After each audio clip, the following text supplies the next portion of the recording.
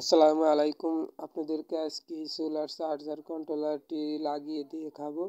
এটা দিয়ে আপনারা মোবাইলে চার্জ করতে পারবেন।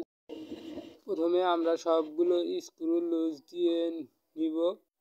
এখানে এই controller solar line, battery line এবং আউটপুট লাইন দেওয়া আছে। প্রথমে আমরা সোলারের থেকে সরাসরি কন্ট্রোল বক্সের প্লাস চিহ্নে লাল তার লাগিয়ে দিব।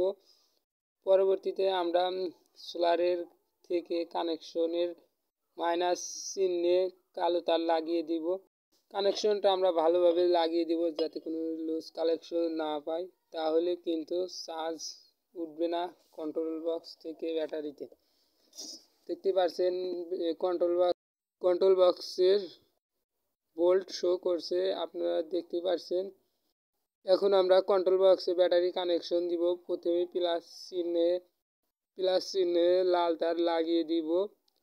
এরপর আমরা এরকমভাবেই আবার মাইনাস চিহ্নে কালো তার লাগিয়ে দিব, ব্যাটারি কানেকশন দিয়ে দিব।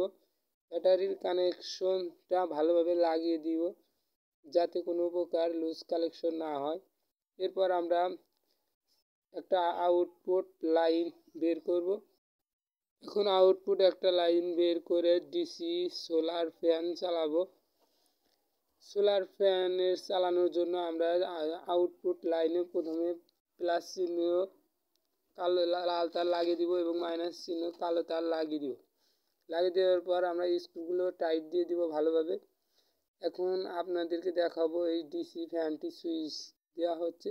সুইচ দেখতে পাচ্ছেন, ফ্যানটি চালু হয়ে গেছে। আমাদের কাছে solar panel, DC solar fan, battery এবং আরও অনেক সোলার সামগ্রী নিতে পারেন কুরিয়ারের মাধ্যমে। যদি লাগে আপনারা আমাদের সাথে যোগাযোগ করতে পারেন। এরকম আরও ভিডিও পেতে চ্যানেলটি সাবস্ক্রাইব করুন। ধন্যবাদ।